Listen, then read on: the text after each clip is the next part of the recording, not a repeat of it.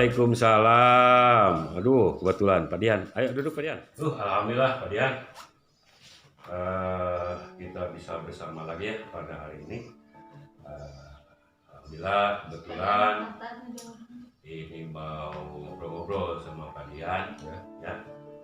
Buat kalian dengan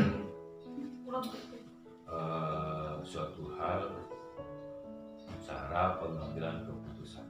Ya. Kenapa sesuatu keputusan itu walaupun dengan kata-kata itu bisa merubah dunia.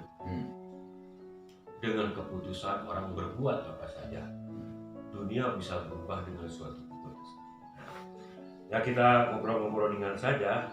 Nah ini bagaimana nih pendapat Pak Dian jika Pak Dian ini adalah seorang guru rekan saya.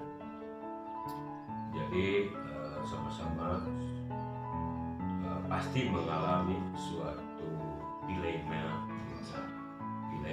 untuk memutuskan sesuatu.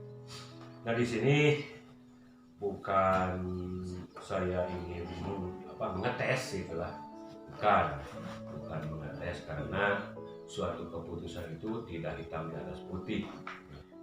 Berbeda dengan keputusan yang diambil oleh hakim di meja hijau. Kalau hakim di meja hijau itu pasti ada dasar. Tapi keputusan yang kita ambil dalam pembelajaran itu tidak hitam di atas putih. Itu tergantung kepada sudut pandang di mana kita melihat permasalahan ini. Begini Pak Dian. Coba Pak Dian renungkan jika ada kasus seperti ini. Saya bacakan saja. Ini Ibu Guru Tati namanya. Ibu Tati itu adalah seorang guru kelas 5, di mana merupakan seolah-olah ini Bu Tati ini rekan Pak Dian saja. Nah, kebetulan Pak Dian kelas 5, Bu Tati juga sama kelas 5 karena 2 rombel. Kelas Bu Tati itu bersebelahan lah, dekat dengan kelas Pak Dian. Ibu Guru Tati ini karakternya bisa dikatakan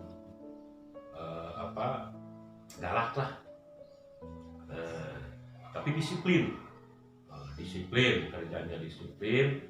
Sampai pada murid-muridnya juga itu nilai-nilainya rata-rata baik dibandingkan dengan kelas Pak Dian. Nah, gitu. Kemungkinan itu tidak tahu takut atau apa gitu, tapi murid-murid bisa menyesuaikan. Nah, suatu hari Pak Dian mendengar suara tangisan. Suara tangisan di luar. Ternyata Pak Dian keluar. Ternyata memang ada salah satu murid Bu Tati yang sedang menangis pada waktu itu dalam terik matahari dengan menghadap ke pintu. Tapi Bu Tati itu Bu Tati itu menghiraukan saja gitu, tidak peduli dengan tangisan tersebut. Kemudian anak-anak kadang-kadang menoleh keluar, lihat temannya yang sedang dihukum. Itu.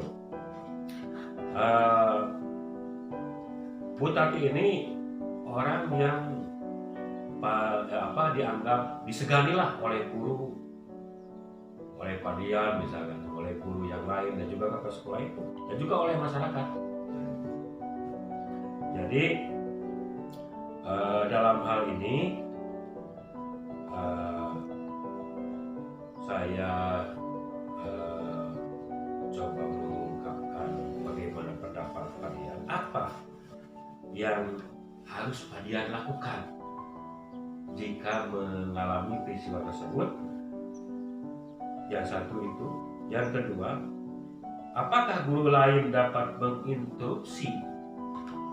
Nah, di mana saat itu ada guru lain yang memiliki wewenang atas kelas yang dipimpinnya. Kemudian dalam kondisi ini apa yang bisa Anda lakukan?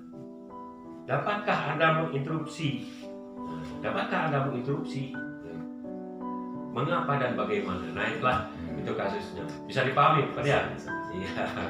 Nah itu bagaimana, ini bukan mengetes, hanya sharing bagaimana pendapat apa yang bisa Pak Dian lakukan kalau menemukan situasi seperti itu. Nah gitu lah kira-kira aja. Oke, ini sebelumnya mungkin seperti ini Pak. Kalau melihat studi kasus seperti ini, yakin di beberapa sekolah termasuk di sekolah kita tidak menutup kemungkinan akan terjadi seperti itu. Terutama jika melihat studi kasus seperti ini, kita kan tidak tahu akar permasalahannya seperti apa. Terlepas kedekatan kelas kita dengan guru yang namanya Bu Tati tersebut, kita harus cari dulu akar permasalahan seperti apa. Pertama, ketika kita melihat seorang anak sedang menangis di terik matahari panas, harusnya seorang guru, khususnya ketika saya melihat anak tersebut, alangkah baiknya diamankan terlebih dahulu. Takut-takut ketika sedang menerima hukuman dari guru, anak itu pingsan atau apa, itu kan akan berabe kepada guru juga yang lain. Terlepas guru yang menghukum itu otoriter, galak, disiplinnya bagus, terus jadi panutan guru yang lain. Tapi ketika melihat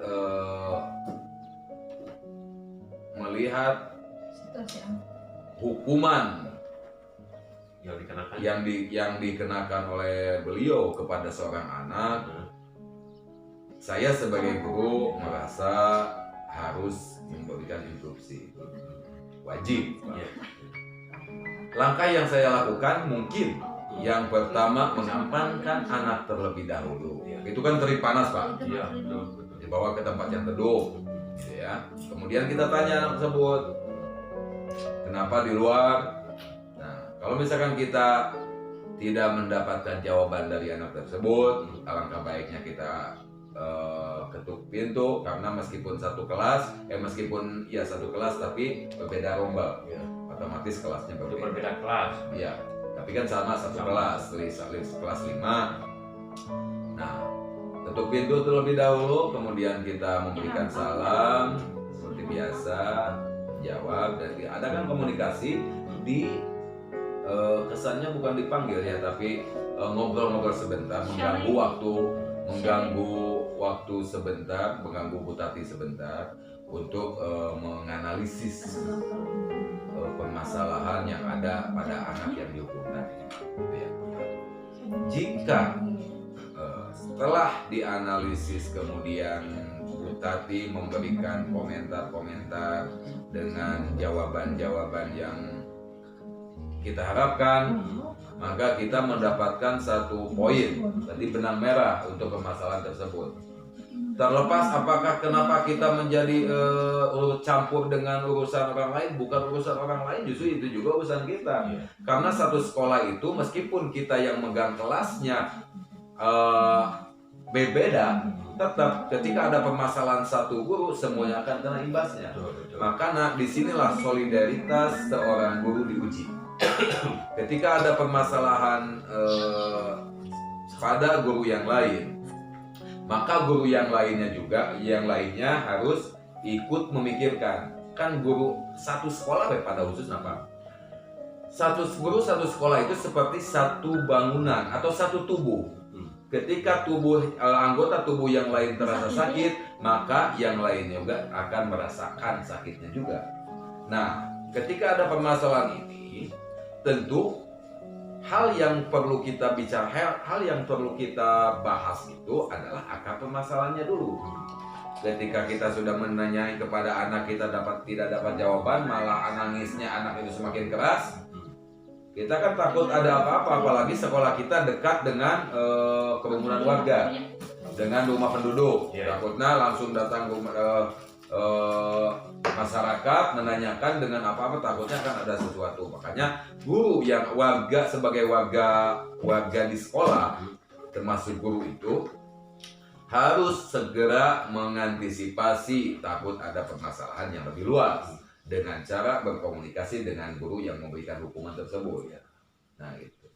Nah terus bagaimana kalau seandainya guru yang diberi saran, diberi instruksi tidak menerima? Nah langkah kedua kita tidak perlu mengambil dengan emosi. Minimal kita sudah melaksanakan kewajiban kita sebagai seorang guru untuk merasakan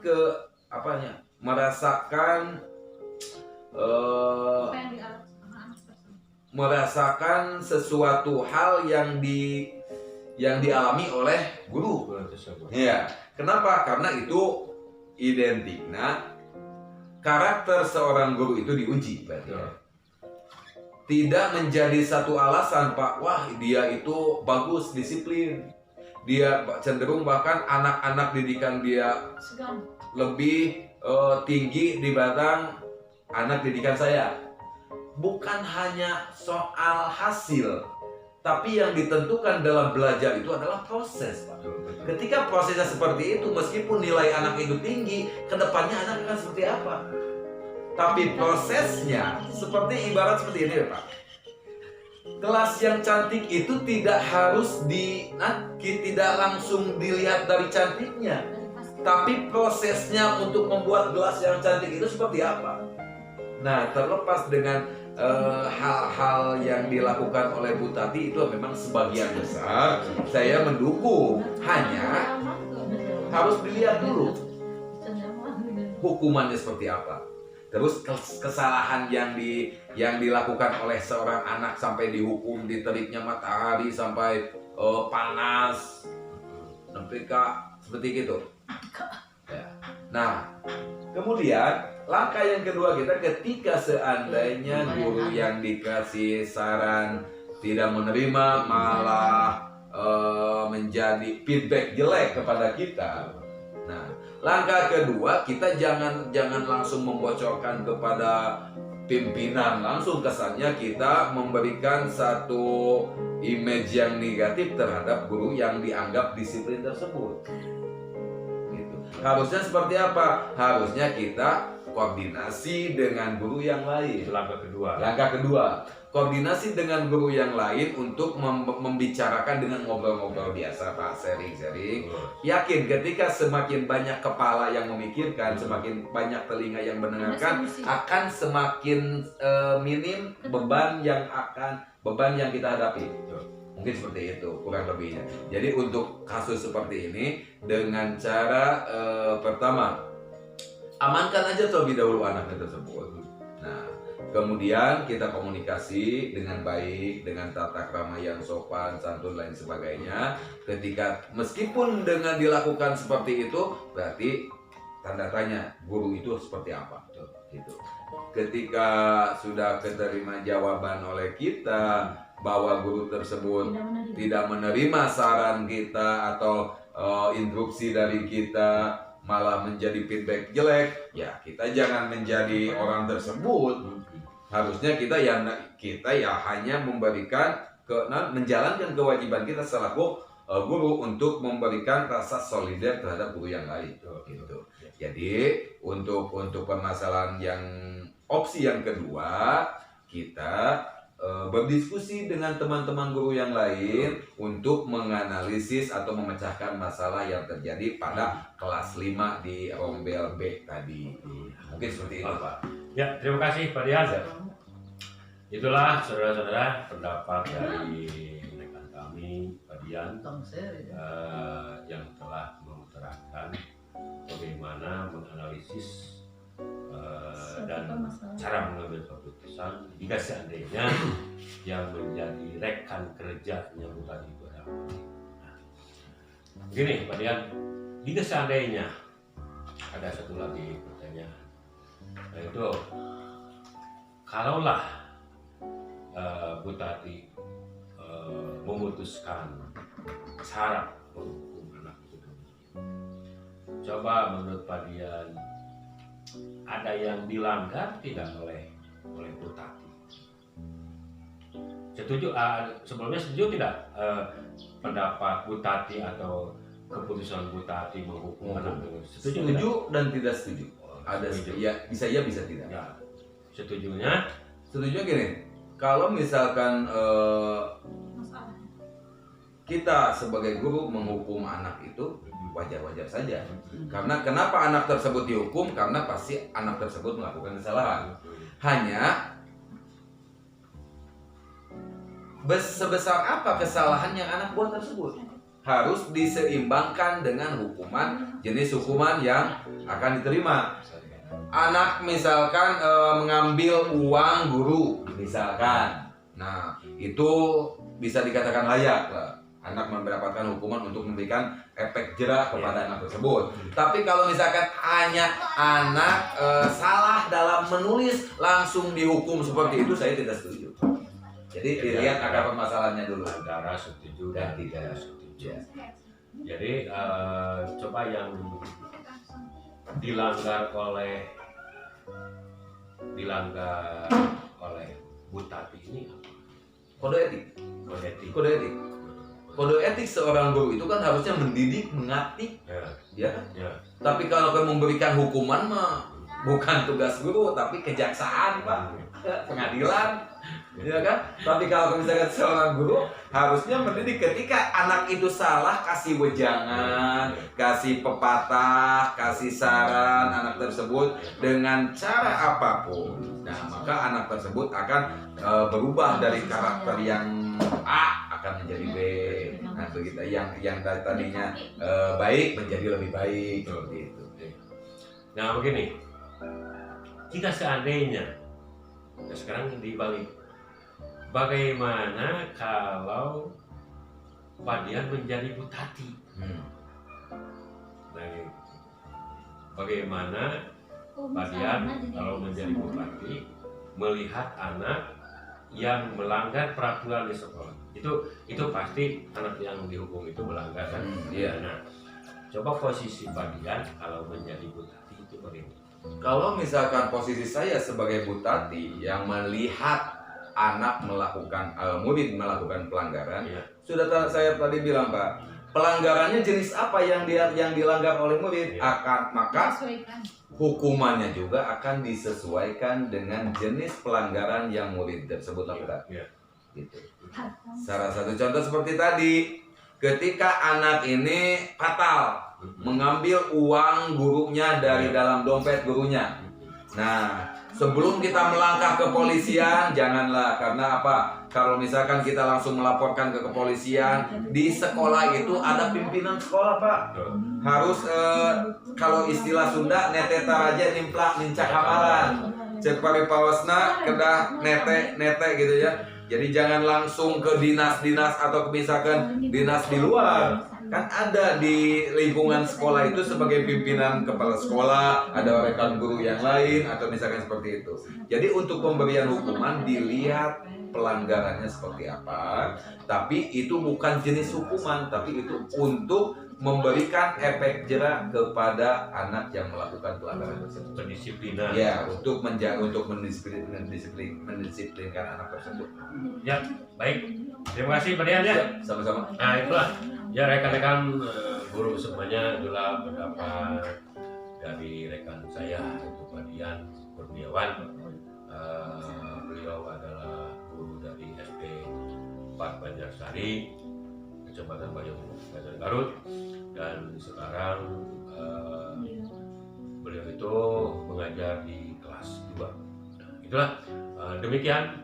Saya ucapkan banyak terima kasih. Pak Dian juga terima kasih. Sama-sama. Ya, mudah-mudahan sharing ini bisa bermanfaat. Amin. Assalamualaikum warahmatullahi wabarakatuh. Waalaikumsalam warahmatullahi